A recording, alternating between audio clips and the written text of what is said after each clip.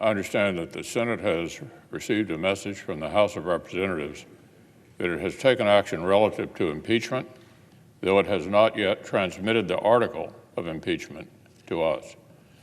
I ask that pursuant to Rule 1 of the Rules of Impeachment, the Secretary of the Senate notify the House that the Senate has received its message. So ordered.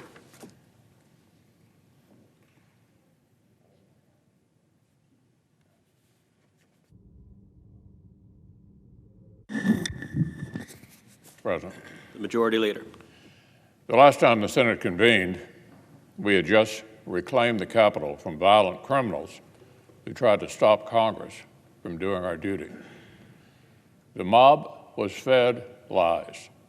They were provoked by the president and other powerful people. And they tried to use fear and violence to stop a specific proceeding of the first branch of the federal government, which they did not like. But we pressed on.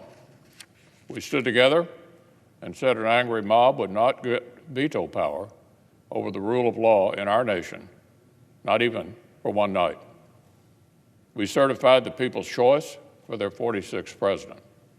Tomorrow, President-elect Biden and Vice President-elect Harris will be sworn in. We'll have a safe and successful inaugural right here on the west front of the Capitol, the space that President Bush 41 called democracy's front porch. And then we'll move forward. Our work for the American people will continue as it has for more than 230 years. There are serious challenges that our nation needs to continue confronting, but there will also be great and hopeful opportunities for us to seize.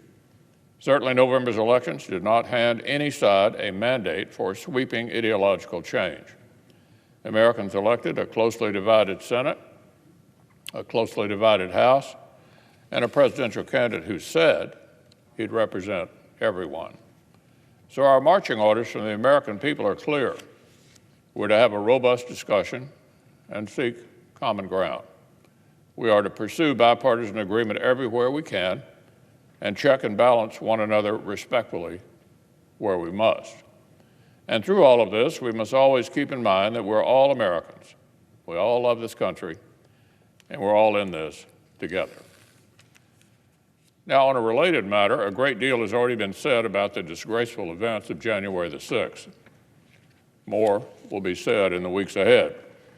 I understand the FBI has already made at least 100 arrests, and the Justice Department reports more than 275 persons under investigation, a number that is climbing fast.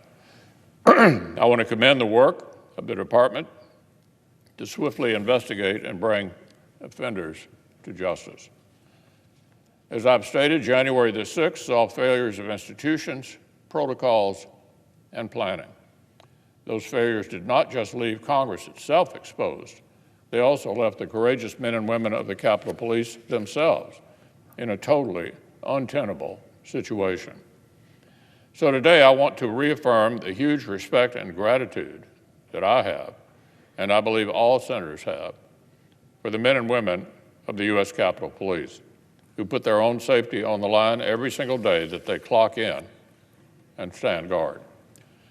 Neither the institution of Congress nor the American people will ever forget the bravery and the valor of Officer Brian Sicknick, who sacrificed himself to protect this place and those inside it.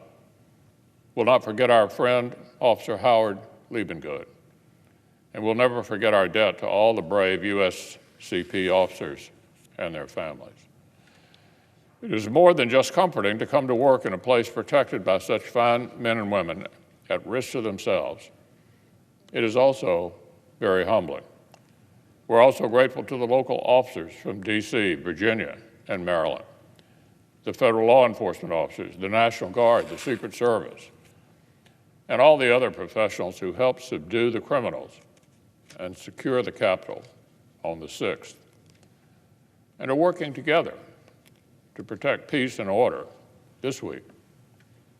Tomorrow, a new president and vice president will swear their oaths of office.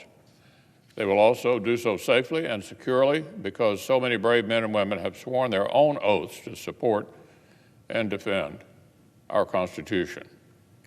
We salute you all. Now, Mr. President, I understand there's a bill at the desk due a second reading. The clerk will read the title of the bill for the second time.